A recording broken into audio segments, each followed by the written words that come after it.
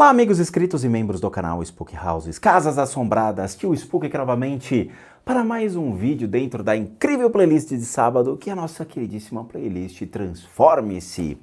Uma playlist que tem mudado a vida de algumas pessoas, sim!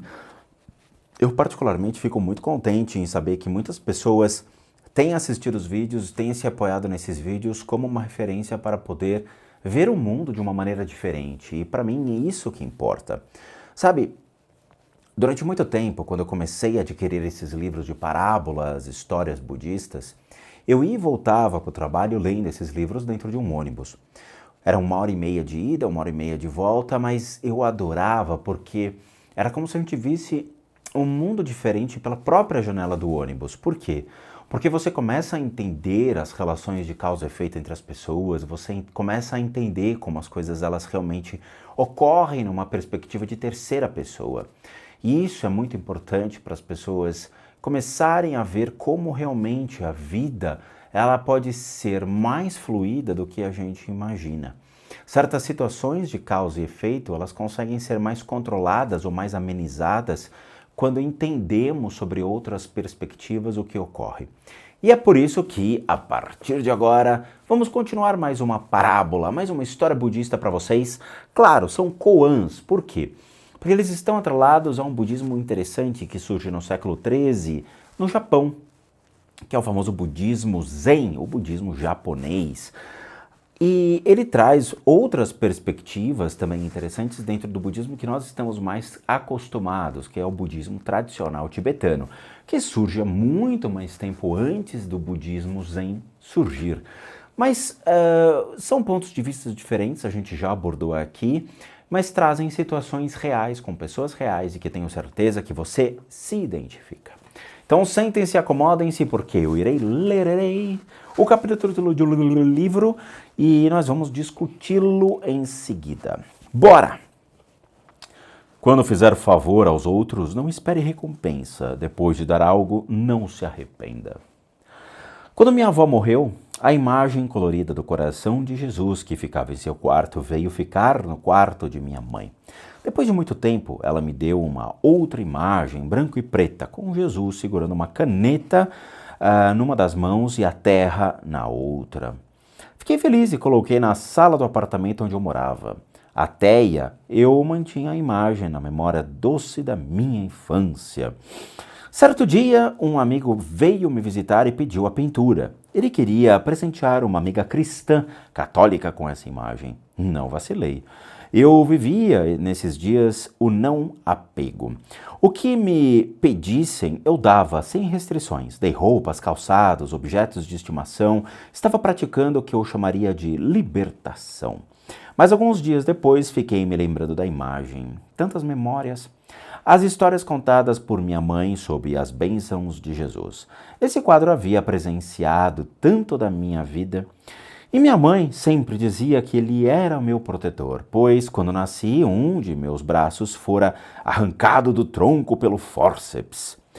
Estava chegando aparelhos ortopédicos dos Estados Unidos e os médicos achavam que eu ficaria para sempre deficiente.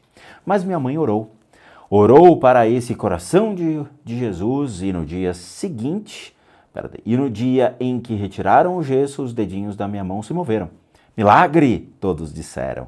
E eu havia doado a imagem milagrosa.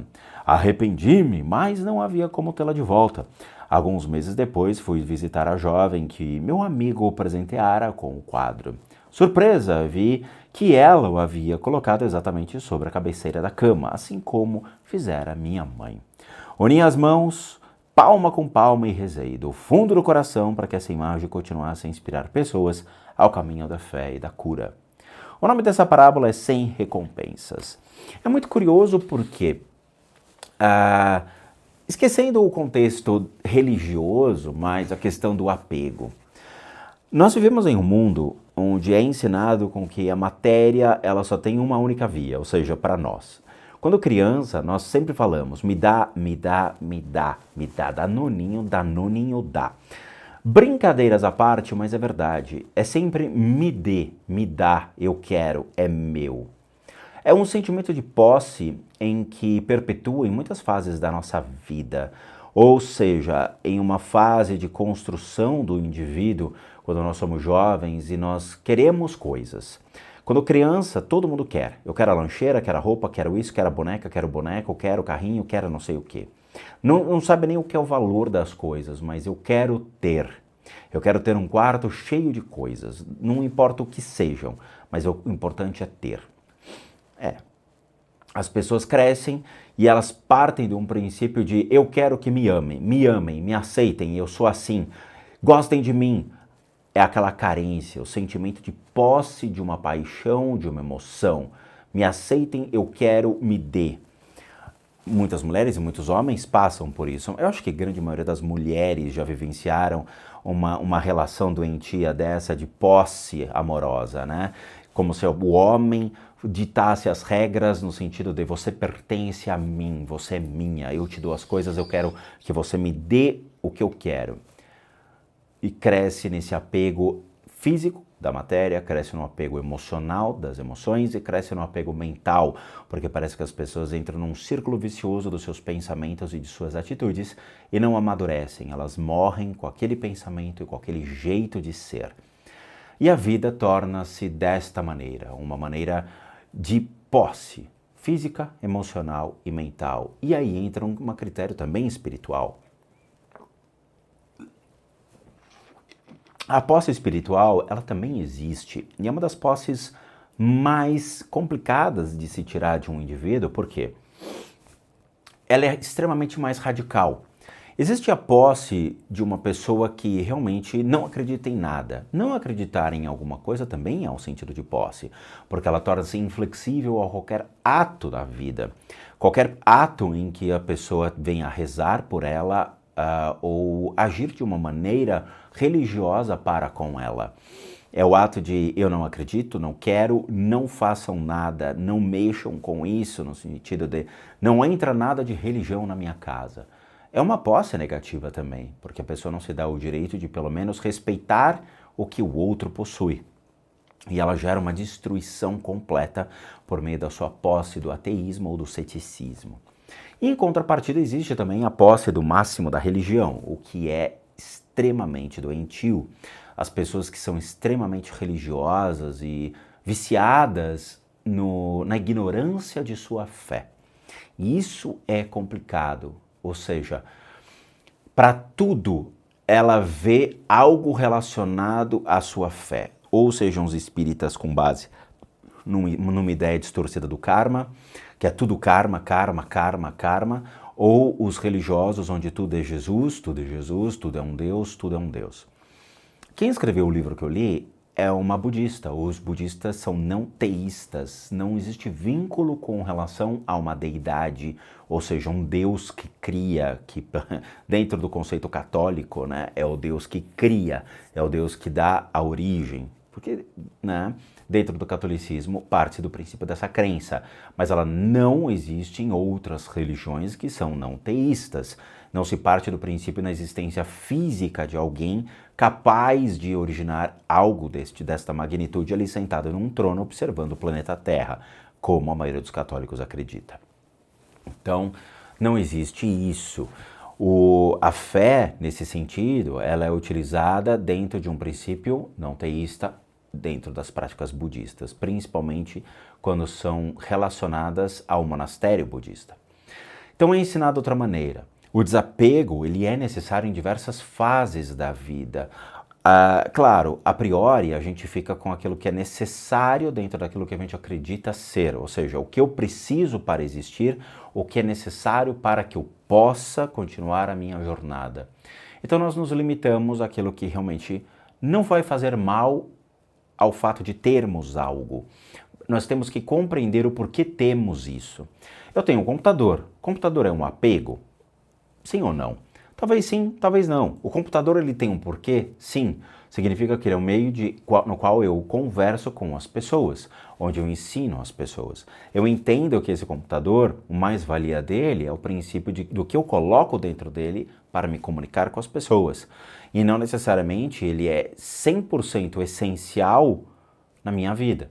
Eu poderia ir para a Praça da Sé falar com as pessoas, eu poderia ir num shopping falar com as pessoas, eu poderia fazer como os antigos faziam antes de existir as máquinas. É só uma maneira da gente poder chegar a todas as casas que estão conectadas a uma rede de computadores. World Wide Web. World Wide Web. World Wide Web. World Wide Web. Que é a www, né?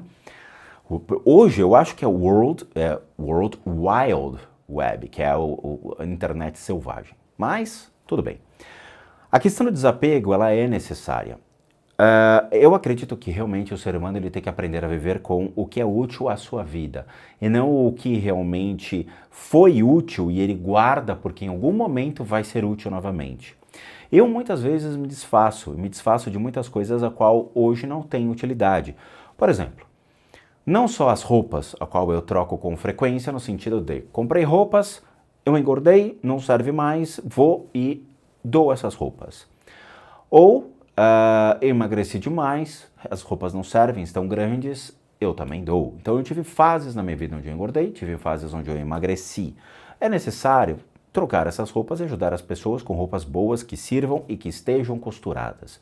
Perfeito.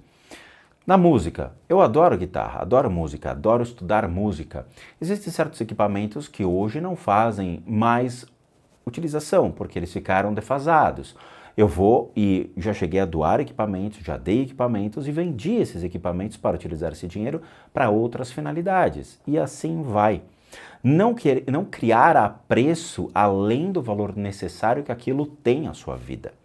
Ou seja, se aquilo teve um fator importante na sua vida em tal momento, hoje não se faz necessário, faça que nem a monja fez. Doe. Mas não doe no sentido de se preocupar o que vai acontecer. Doe sabendo que naquele momento em que você passou para uma outra pessoa não existe mais apego. Você corta os vínculos. Ela ainda se manteve presa àquele vínculo por uma questão emocional. Eu já me desfiz de coisas que estavam atreladas ao meu passado, sejam as guias de Umbanda, que realmente eu vendi na nossa lojinha com o intuito de direcionar o dinheiro que eu arrecadei para os objetos budistas, para a compra de objetos raros para as minhas práticas. Então eu reciclei, eu peguei e doei aquelas guias, vendi as guias, né? Teve guias que eu dei, teve outras que eu vendi. E eram guias que fizeram parte da minha história, foram 10 anos trabalhando na Umbanda. Mas eu precisava me desfazer daquilo que não fazia mais parte da minha vida hoje. E existem esses acumuladores espirituais que acumulam títulos que não lhes pertencem. Então tem pessoas que trazem ali que não, porque eu sou médium, eu ainda sou médium, mas você não trabalha mais com isso. Ele é um título que você não faz mais jus, não tem utilização, ou seja, você não precisa disso. Se você não trabalha com isso, para que você carrega esses falsos títulos, né? Então a gente também tem que fazer esse processo de reciclagem contínua. Eu larguei tudo para virar um praticante budista. Não faço mais parte da Umbanda, da Quimbanda, do Candomblé, do Espiritismo. Eu larguei tudo isso porque eu vi que realmente eu precisava de uma reciclagem e ressignificar a minha vida para algo em uma outra jornada. Idem, eu estou fazendo agora com uma nova graduação e uma nova pós-graduação simultâneas. Tudo ligado ao Ministério da Saúde para poder aprimorar a qualidade do meu serviço e poder ajudar as pessoas dentro de clínicas e hospitais. E isso é uma grandiosidade. Buscar sempre ressignificar a sua vida, se desfazer das coisas que você não precisa física, emocionalmente e mentalmente e criar novos valores para coisas que realmente sejam úteis a você neste momento. É este o objetivo, ok? É uma parábola bem interessante. Deixa eu ver, eu não falei o nome, mas o nome é Sem Recompensas dela. É muito legal. Acho que poderia se estender mais, tem muita coisa para falar a respeito disso, até mesmo dos apegos religiosos, né, das pessoas dentro de diversas crenças, como isso se torna um fanatismo e prejudicial quando a gente tenta entrar num discurso, num debate, para entender a crença do próximo, entender o posicionamento do próximo e buscar até esclarecer certos pontos de vícios que essas pessoas tenham, ou seja, não entender o que realmente é passado por um religioso dentro daquilo que você se apoia como a sua fé. Tá bom? Então é isso, quero agradecer, muito obrigado. Obrigado a todos por assistirem o vídeo até agora. Como recadinhos finais, todo mundo aqui sabe que eu, Rodrigo, sou um terapeuta, um psicoterapeuta alternativo. Eu sou licenciado nacional e internacionalmente por institutos que me habilitam, me capacitam para que, por meio de técnicas alternativas, a gente consiga complementar a medicina tradicional. Leia-se, leia-se, complementar para tratamentos das enfermidades físicas, emocionais e mentais, bem como as limpezas de casa, as análises de casa. E para aqueles que querem passar por isso, devem encaminhar um e-mail para limpezadecasas@gmail.com e vocês vão ter todas as informações ali. Lembrando que tudo é devidamente cobrado, tendo em vista que eu sou um profissional de terapias alternativas. Para aqueles que querem ajudar o canal, nós temos 2 sistemas de doação. Um deles é o programa Seja Membro, que você clica aqui abaixo, torna-se membro do canal doando R$8, o que nos ajuda muito. O sistema PayPal, que também encontra-se aqui abaixo, você doa o valor que você quiser e puder, que nos ajude muito. E por último, o nosso site casasassombradas.com.br, com muita coisa legal para vocês. Bom, como eu digo sempre no final desta playlist, namastê, meus nobres e queridos gafanhotos.